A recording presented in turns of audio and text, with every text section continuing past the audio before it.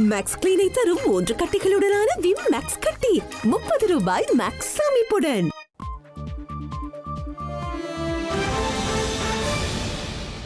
வணக்கம். இது ஐபிசி தமிழின் செய்தி நேரம். முதலில் தலைப்புச் செய்திகள்.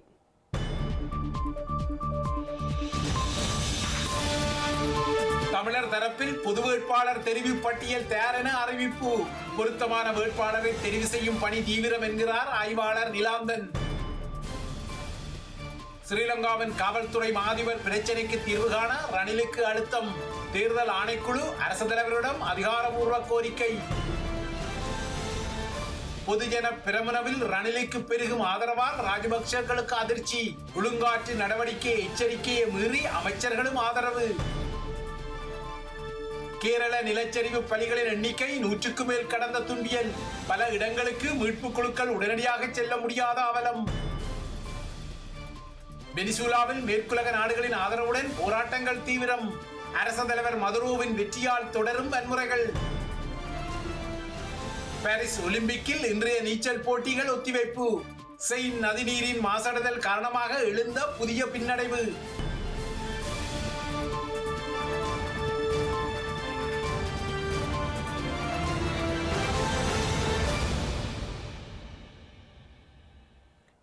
தொடர்பது விரிவான செய்திகள்.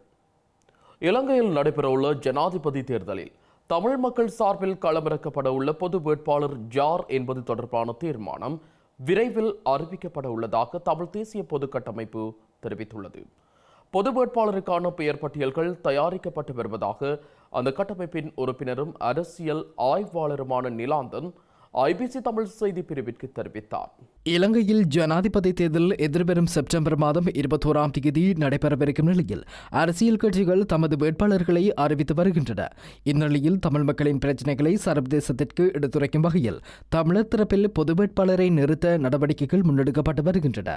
இதற்கான பல சுற்று பேச்சுவார்த்தைகள் இடம்பெற்ற நிலையில் கடந்த வாரம் இது தொடர்பான புரிந்துணர்வு ஒப்பந்தம் கைச்சாத்திடப்பட்டது. இந்த நிலையில் பொது வேட்பாளருக்கான பெயர் பட்டியல்கள் சேகரிக்கப்பட்டு அதனை உறுதி செய்யும் பணிகள் முன்னெடுக்கப்பட்டுள்ளதாக தமிழ் தேசிய பொது கட்டமைப்பின் உறுப்பினர் நீலாந்தன் குறிப்பிட்டுள்ளார்.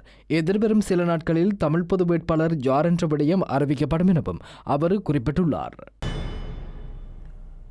ஸ்ரீலங்கா ஜனாதிபதி தேர்தலில் தமிழ் பொது வேட்பாளரை நிறுத்தும் நோக்கில் குடிசார் அமைப்புகளுடன் 7 தமிழ் கட்சிகளும் செய்து கொண்டுள்ள ஒப்பந்தம் தமிழ் மக்களின் அரசியல் தீர்வுக்கானது அல்ல என ஈழமக்கள் ஜனநாயக கட்சியின் ஊடக பேச்சாளர் ஸ்ரீரங்கேஸ்வரன் ஐயாத்துரை விமர்சித்துள்ளார்.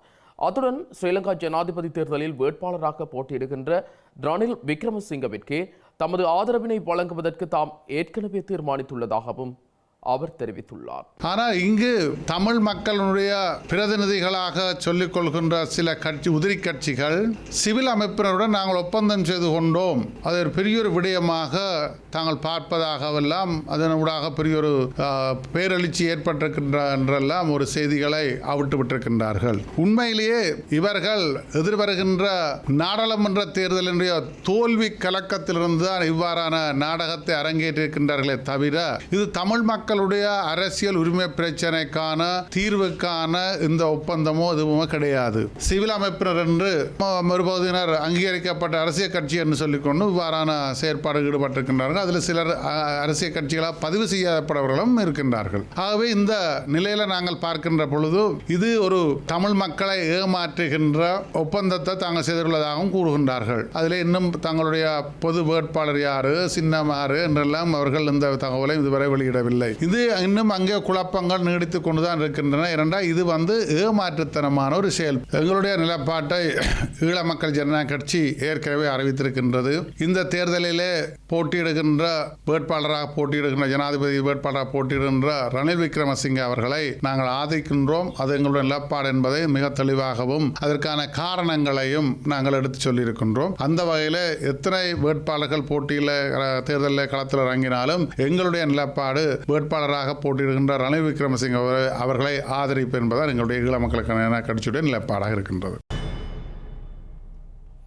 ஸ்ரீலங்கா ஜனாதிபதி தேர்தலில் 92 நாடாளுமன்ற உறுப்பினர்கள் ஜனாதிபதி ரணில் விக்ரமசிங்கவிற்கு ஆதரவளிப்பதாக அறிவித்துள்ளனர்.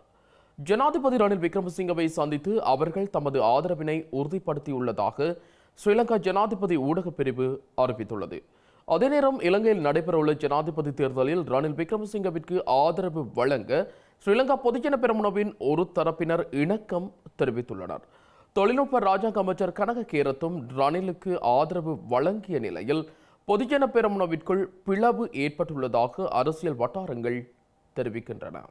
இலங்கையில் நடைபெறவுள்ள ஜனாதிபதி தேர்தலில் ஜனாதிபதி ரணில் விக்ரமசிங்கவிற்கு ஆதரவளிக்கப் போவதில்லை எனவும் தனி வேட்பாளர் ஒருவரை நிறுத்த உள்ளதாகவும் ஸ்ரீலங்கா பொதுஜன பெரமுன நேற்று அறிவித்திருந்தது.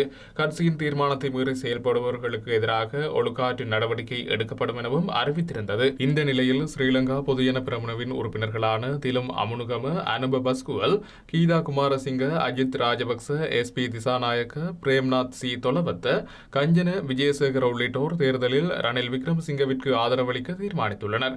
இதற்கமைய ரணில் விக்ரமசிங்கவிற்கு ஆதரவளிக்க உள்ளதாக ஸ்ரீலங்கா மின்சக்தி மற்றும் எரிசக்தி அமைச்சர் கஞ்சன விஜயசேகர தெரிவித்துள்ளார். ஜனாதிபதி தேர்தலில் ஜனாதிபதிக்கு எனது ஆதரவை வழங்குகின்றேன். ஸ்ரீலங்கா பொதுஜன பெரமுனவின் நாடாளுமன்ற குழுவின் பெரும்பான்மையான உறுப்பினர்கள் நாட்டின் பொருளாதார உறுதித்தன்மை, முன்னேற்றத்திற்கான சீர்திருத்தங்கள் மற்றும் கொள்கைகளை முன்னெடுக்க ஜனாதிபதிக்கு தமது ஆதரவை வழங்குவார்கள் என கஞ்சன விஜயசேகர குறிப்பிட்டுள்ளார்.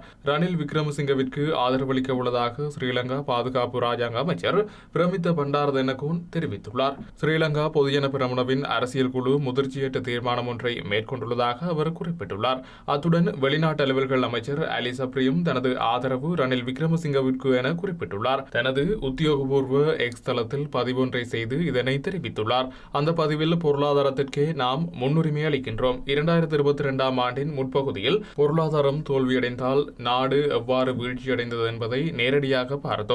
அதனை மீட்பதிலும் ஸ்திரப்படுத்துவதிலும் ஜனாதிபதி ரணில் சிறப்பான பணியை ஆற்றியுள்ளார். தற்போதைய திட்டம் செயல்படும் போது நாம் புதிய முறையில் முயற்சி செய்ய முடியாது. வெற்றிகரமான கொள்கைகளை கடைபிடிப்பது நாட்டின் எதிர்காலத்திற்கு இன்றியமையாதது. எமது பொருளாதாரத்தை வலுப்படுத்துவதற்கு நான் ஜனாதிபதி ரணில் விக்ரமசிங்கவிற்கு முழுமையான ஆதரவு அளிக்கிறேன் என கூறியுள்ளார். மேலும் ரணில் விக்ரமசிங்கவிற்கு ஆதரவு வழங்க உள்ளதாக நாடாளுமன்ற உறுப்பினர் SM சந்திரசேனவும் தெரிவித்துள்ளார். நாடாளுமன்ற உறுப்பினர் SM சந்திரசேன தலைமையில் நடைபெற்ற அனுராதபுரம் மாவட்ட கூட்டத்தில் இந்த தீர்மானம் மேற்கொள்ளப்பட்டுள்ளது. ஐக்கிய தேசிய கட்சிக்கு எதிரான நிலைப்பாட்டுடன் ஜனாதிபதி தேர்தலில் பயணிக்க உள்ளதாக ஸ்ரீலங்கா பொதுஜன பெரமுனவின் தேசிய அமைப்பாளரும் நாடாளுமன்ற உறுப்பினருமான நாமல் ராஜபக்ஷ தெரிவித்துள்ளார். ஜனாதிபதி தேர்தல் தொடர்பான ஸ்ரீலங்கா பொதுஜன பெரமுனவின் அறிவிப்பு நேற்று மாலை வெளியான பின்னர் கட்சி தலைமையகத்தில் இன்று இடம்பெற்ற கூட்டத்தின் பின்னர் அவர் இதனை கூறியுள்ளார். நாமல் ராஜபக்ச பொதுஜன பெரமுனவின் தேசிய அமைப்பாளர். ஜனாதிபதி தேர்தலின் போதும் ஐக்கிய தேசிய கட்சியின் கொள்கைகளை தோற்கடிக்க நாம் செயற்படுவோம். தேசிய வேலை திட்டம் ஒன்றுடன் பயணித்த தலைவர்தான் ஜனாதிபதியாக இவ்வளவு காலத்திற்கு தெரிவு செய்யப்பட்டுள்ளார். ஜனாதிபதி ரணில் விக்ரமசிங்கவிற்கு கட்சியின் பெரும்பாலான உறுப்பினர்கள் ஆதரவளித்தார்கள் என்று கூறப்படுகிறது. ஆனால் அவர்களில் சிலர் நேற்றிரவும் நமது வீடுகளுக்கு வந்தார்கள். சிலர் காலையிலும் வந்தார்கள்.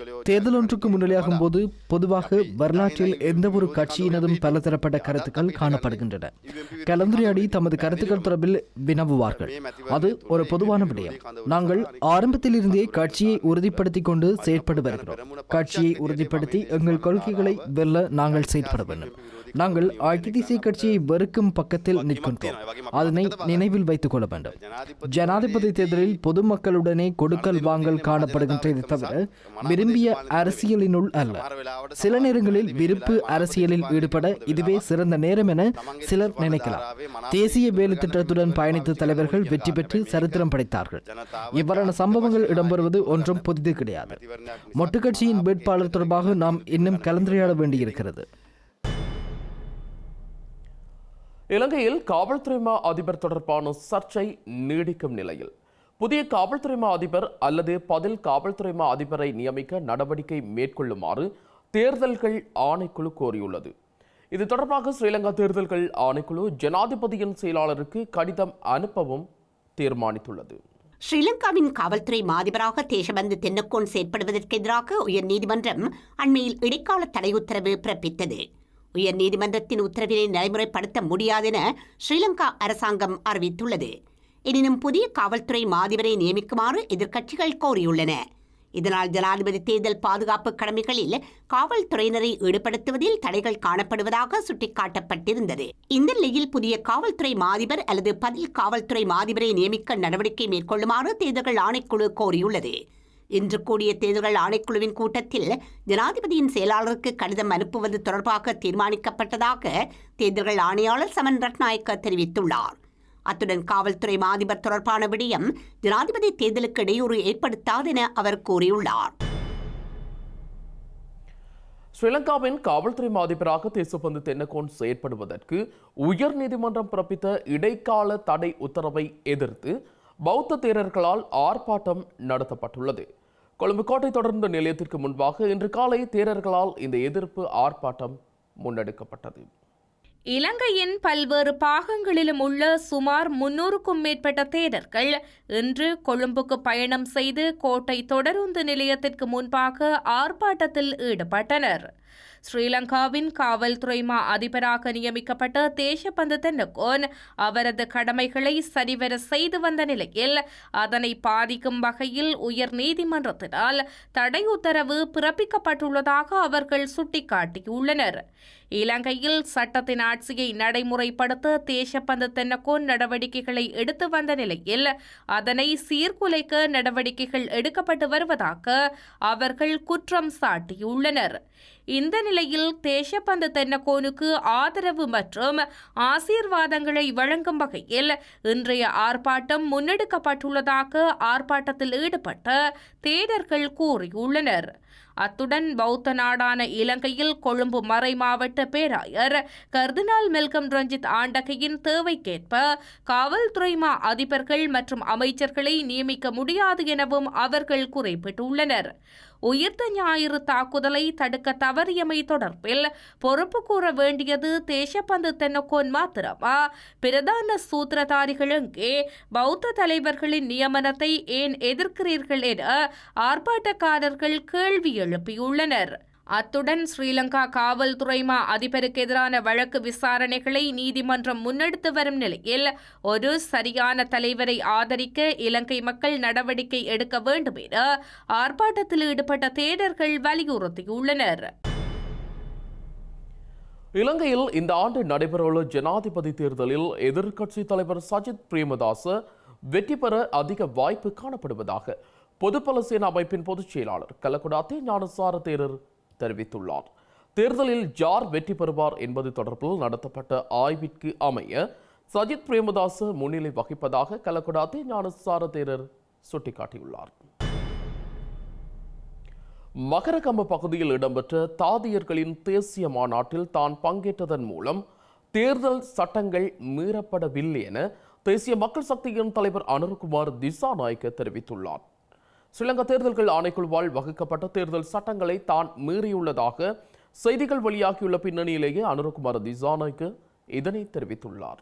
மகரகம பகுதியில் இடம்பெற்ற தாதியர்களின் தேசிய மாநாட்டில் தேசிய மக்கள் சக்தியின் தலைவர் அனுரகுமார் திசாநாயக்க பங்கேற்றமை தொடர்பில் இலங்கையில் உள்ள தேர்தல் கண்காணிப்பு அமைப்புகள் ஸ்ரீலங்கா தேர்தல்கள் ஆணைக்குழுவில் முறையிட்டுள்ளன.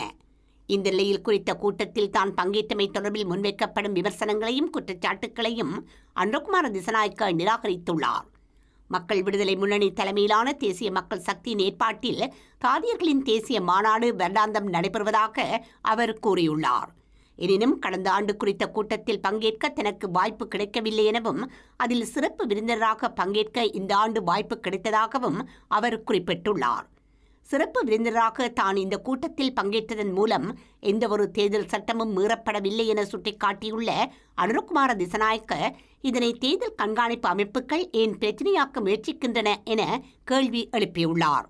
அத்துடன் பாடசாலைகளில் இடம்பெறும் நிகழ்வுகளில் பங்கேற்போர் மாணவர்கள் முன்னிலையில் அரசியல் பேசுவது தொடர்பில் ஏன் தேர்தல் கண்காணிப்பு அமைப்புகள் கருத்து வெளியிடுவதில்லை எனவும் அவர் கேள்வி எழுப்பியுள்ளார். இதற்கமைய ஸ்ரீலங்கா வெளிநாட்டு வேலைவாய்ப்பு அமைச்சால் ஏற்பாடு செய்யப்பட்ட ஜெயகம ஸ்ரீலங்கா எனும் நிகழ்வில் பங்கேற்ற ஜனாதிபதி ரணில் விக்ரமசிங்கவின் உரை தொடர்பில் குறித்த அமைப்புகள் அதிக கவனம் செலுத்த வேண்டும் எனவும் அவர் குறிப்பிட்டுள்ளார்.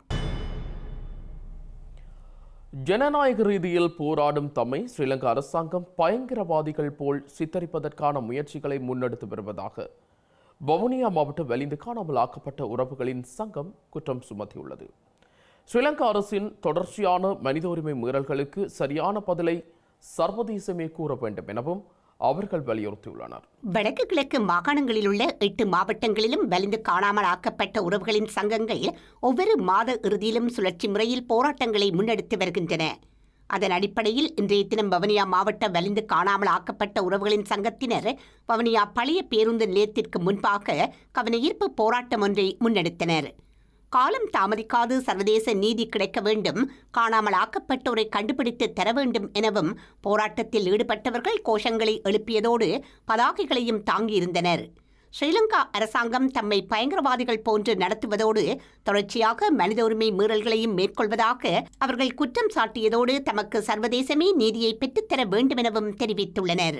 தொடர்ச்சியான சுழற்சி முறை போராட்டத்திலே நாம் சர்வதேசத்திடம் ஒன்றுதான் கேட்கின்றோம். எமது உறவுகளுக்கு எந்தவித மரண சான்றிதழ்களோ இழப்பீடுகளோ கொடுக்காமல் எமது உறவுகளுக்கு என்ன நடந்தது என்பதைத்தான் நாம் இந்த சர்வதேசத்திடம் கேட்டுக் கொண்டிருக்கின்றோம். சர்வதேசமானது இந்த உண்மை நிலை, இந்த உறவுகள் இன்று வரை வீதியிலே போராடி கொண்டிருக்கின்றார்கள் என்றால் அன்புக்குரியவர்களுக்கு என்ன நடந்தது என்பதை கேட்பதற்காக தொடர்ச்சியாக போராடி கொண்டிருக்கின்றார்கள். அதை மிகவும் கவனமாக இந்த சர்வதேசம் உன்னிப்பாக கவனிக்க வேண்டும். இன்று இந்த சர்வதேசம் ஒன்று புரிந்து கொள்ள வேண்டும். இந்த வடக்கு கிழக்கிலே தொடர்ச்சியாக போராடி கொண்டிருக்கின்ற உறவுகள் இன்றைக்கு நினைத்து பார்க்கின்ற போது மட்டக்களப்பு மாவட்ட தலைவி அவர்களுக்கு பயங்கரவாத தடுப்பு பிரிவின் கீழ் விசாரணை கலைக்கப்பட்டிருக்கின்றது. பிடிஏ என்றால் நாங்கள் என்ன பயங்கரவாதிகளா? பயங்கரவாதிகளை மட்டும்தான் பயங்கரவாத சட்டத்தின் கீழ் அழைக்கப்படுகிறது. நாங்கள் ஜனநாயக முறையிலேயே எமது உறவுகள் எங்கே என்று கேட்கின்ற ஒரு நீதிக்காக போராடி கொண்டிருக்கின்ற ஒரு பெண்களாக இருக்கின்ற போது இந்த பெண்களுக்கான அடக்குமுறைகளை இந்த கட்டவிழ்த்து விட்டு விடப்படுகின்ற இந்த பிடிஏ யாருக்காக செய்கின்றீர்கள்? இது உண்மையில சட்டத்துறையில இருக்க ஒரு ஜனநாயக போராட்டத்தை அறவழியில போராடுற எமக்கு இப்படி ஒரு சட்டம் இருக்கின்றதா? இந்த சட்டத்தை ஜனாதிபதி அவர்கள் இந்த காணாமலாக்கப்பட்ட உறவுகளின் தலைமைத்துவங்களுக்கு கட்டவிழ்த்து விட்டு இருக்கின்றார் என்றதான் கேள்வி. இல்லாட்டி போலீஸ் உத்தியோகத்தர் தாம் விரும்பியபடி தமக்கு தேவைக்காகவே இந்த பிடிஐக்கு விசாரணைக்கு அழைக்கின்றாரா என்றதுதான் நமது கேள்விக்குறி. இதற்கான சரியான பதிலை இந்த சர்வதேசம், இந்த அரசிடம் கேட்க வேண்டும் என்ற ஒரு கேள்வியை நான் முன்வைக்கின்றேன். போராடுவோம். எனவே மனித உரிமையை மீண்டும் இந்த ஜனநாயக நாட்டு என்று சொல்லிக் கொண்டு இந்த அரசாங்கம் மனித உரிமைகளை தொடர்ச்சியாக மீறிக்கொண்டிருக்கின்றார். எனவே இந்த மனித உரிமை மீறல்களுக்கு சரியான ஒரு பதில் நமக்கு இந்த சர்வதேசம் வழங்க வேண்டும். அத்தோடு இன்றைய தினம் கிளிநொச்சியிலும் வலிந்து காணாமல் ஆக்கப்பட்டவர்களின் உறவுகளால் கவனஈர்ப்பு போராட்டம் ஒன்று அவர்களின் அலுவலகத்திற்கு முன்பாக முன்னெடுக்கப்பட்டுள்ளமை குறிப்பிடத்தக்கது. வெளிநாடு செல்ல காத்திருந்த முல்லைத்தீவு மல்லாவி பிரதேசத்தினை சேர்ந்த இளைஞர் ஒருவர் மர்மமாக உயிரிழந்த நிலையில் பவுனி குளத்தில் இருந்து சடலமாக மீட்கப்பட்டுள்ளார்.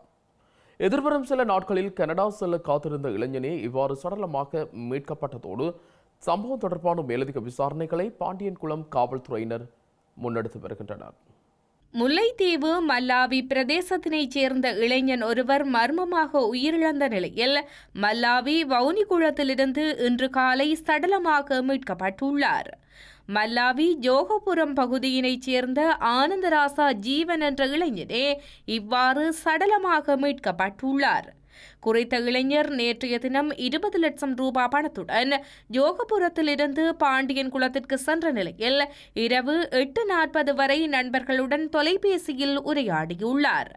அதன் பின்னர் அவரது தொலைபேசி துண்டிக்கப்பட்ட நிலையில் குறித்த இளைஞனுடனான தொடர்பும் கிடைக்காத நிலையில் அவரது குடும்பத்தினர் தேடியுள்ளனர். இதன்போது இன்று அதிகாலை 3 மணியளவில் பாண்டியன்குளம் குளக்கரையில் அவரது உந்துருளி மீட்கப்பட்டுள்ளது.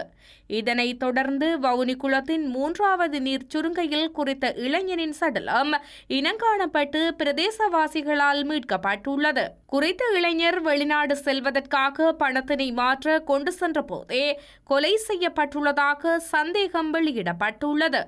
சம்பவ இடத்திற்கு விரைந்த பாண்டியன்குளம் காவல்துறையினர் நீதிபதி முன்னிலையில் உடலை மீட்கும் நடவடிக்கையில் ஈடுபட்டதுடன் சம்பவம் தொடர்பில் மேலதிக விசாரணைகளையும் முன்னெடுத்து வருகின்றனர்.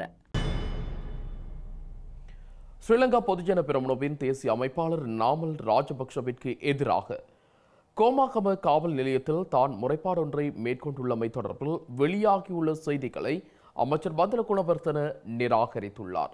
அமைச்சரவை தீர்மானங்களை அறிவிக்கும் ஊடகவியலாளர் மாநாட்டின் போது ஊடகவியலாளர் ஒருவர் எழுப்பிய கேள்விக்கு பதிலளிக்கும் போதே பந்துல குணவர்த்தன இதனை தெரிவித்துள்ளார். நான் காவல் நிலையத்திற்கு சென்று எந்தவித முறைப்பாடுகளையும் மேற்கொள்ளவில்லை. எனக்கு ஏதேனும் பிரச்சனைகள் காணப்பட்டாலும் அவை தொடர்பில் குற்றப்புலனாய்வு திணைக்களத்திலேயே முறைப்பாடு அளிப்பேன். அண்மையில் சில குற்றச்செயல்கள் தொடர்பில் கூட நாம் குற்றப்புலனாய்வு திணைக்களத்தில் முறைப்பாடு அளித்திருக்கின்றோம். இந்த நிலையில் காவல் நிலையத்தில் முறைப்பாடு அளித்துள்ளதாக சமூக வலைதளங்களிலும் ஊடகங்களிலும் செய்திகள் வெளியாவதற்கு என்னால் பொறுப்பேற்க முடியாது. நாமல் ராஜபக்சவுடன் எனக்கு எந்தவித முரண்பாடும் கிடையாது. அரசியல் குழு கூட்டத்தில் பங்கேற்க சென்ற போதும் சுமூகமாக வளமை போன்று அவருடன் கலந்துரையாடினேன். இலங்கையில் உள்நாட்டு சந்தையில் முட்டையின் விலையை நிலையாக பேணும் வகையில் முட்டைகளை இறக்குமதி செய்வதற்கு ஸ்ரீலங்கா அமைச்சரவை அங்கீகாரம் வழங்கியுள்ளது. பண்டிகை காலத்தை முன்னிட்டு சந்தையில் முட்டை விலையை நிலையாக பேணும் வகையிலும் வெதுப்பக உற்பத்திகளுக்கு தேவையான முட்டைகளை வழங்கவும் ஸ்ரீலங்கா வர்த்தகம், வணிகம் மற்றும் உணவு பாதுகாப்பு அமைச்சர் முன்வைத்த யோசனைக்கு அமைச்சரவை அங்கீகாரம் வழங்கியுள்ளது. ஸ்ரீலங்கா அரச வர்த்தக பொது கூட்டுத்தாபனத்தின் அறிக்கைக்கமைய இதுவரை 224 மில்லியன் முட்டைகள் இலங்கைக்கு இறக்குமதி செய்யப்பட்டுள்ளன. அவற்றில் 95% லங்கா சதோசவின் சந்தைப்படுத்தல் வலையமைப்பு மூலம் 37 ரூபாவுக்கு நுகர்வோருக்கு விநியோகிக்கப்பட்டுள்ளது. இந்நிலையில் முட்டைகளை இறக்குமதி செய்வதற்கான கால அவகாசம் கடந்த ஏப்ரல் மாதம் 30ஆம் தேதியுடன் முடிவடைந்ததை அடுத்து மீண்டும் முட்டை இறக்குமதிக்கு அனுமதி வழங்குமாறு ஸ்ரீலங்கா வர்த்தகம், வாணிபம் மற்றும் உணவு பாதுகாப்பு அமைச்சரால் கோரப்பட்டுள்ளது. இந்த கோரிக்கைக்கு ஸ்ரீலங்கா ஜனாதிபதி ரணில் விக்ரமசிங்க தலைமையில் நடைபெற்ற அமைச்சரவை கூட்டத்தின் போது அங்கீகாரம் வழங்கப்பட்டுள்ளது. இதேவேளை முட்டை இறக்குமதி செய்வதற்கு நடவடிக்கை எடுப்பதாக ஸ்ரீலங்கா வர்த்தக மற்றும் உணவு பாதுகாப்பு அமைச்சர் நளின் பெர்னாண்டோ எடுத்த தீர்மானம் தேவையற்றது என முட்டை உற்பத்தியாளர் சங்கம் தெரிவித்துள்ளது. தற்போது நாட்டில் முட்டைக்கு பற்றாக்குறை இல்லை எனவும் இதனால் முட்டையின் விலை குறைவடைந்துள்ளதாகவும் அந்த சங்கத்தின் செயலாளர் WMPR அழகக்கோன் தெரிவித்துள்ளார். அத்துடன் மாதாந்த முட்டை உற்பத்தி 5 முதல் 6 லட்சம் வரை அதிகரித்துள்ளதாகவும் அவர் சுட்டிக்காட்டியுள்ளார். மேலும் சில உள்நாட்டு செய்திகள் தொடர்கின்றன.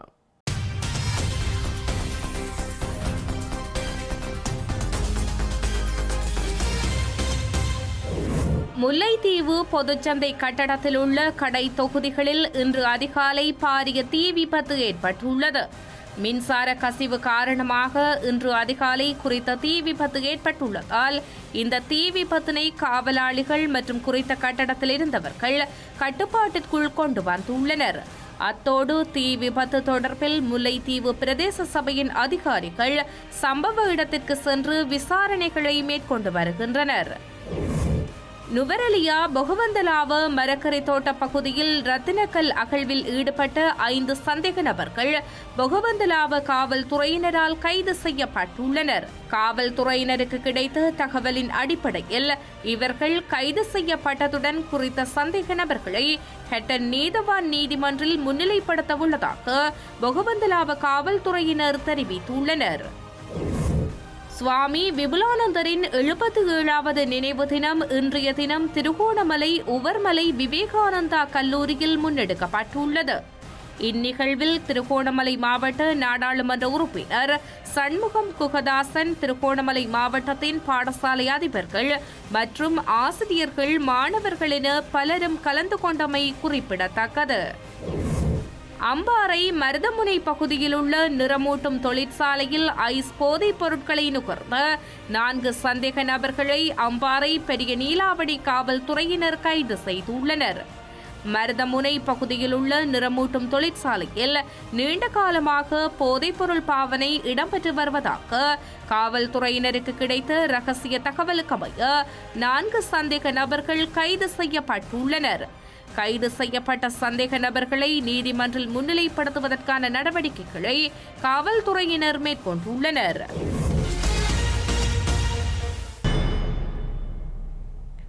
செய்திகளின் நிறைவாக மீண்டும் தலைப்புச் செய்திகள்.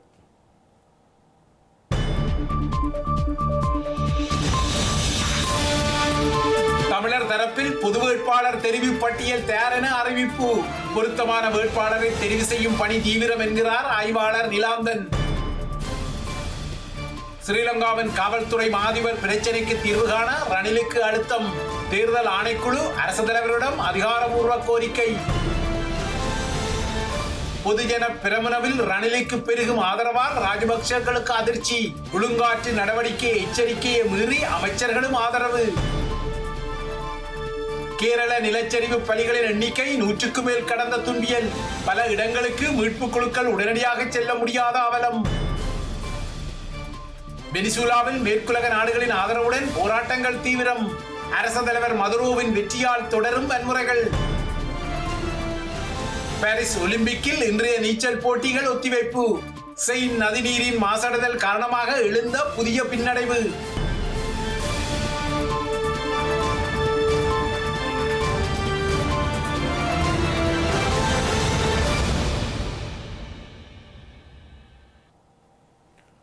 இத்துடன் ஐபிசி தமிழின் செய்தி நேரம் நிறைவடைகிறது. உடனுக்குடன் செய்திகளை அறிந்து கொள்ள IBC Tamil.com என்ற நமது இணையதளத்தை பார்வையிடுங்கள். வணக்கம்.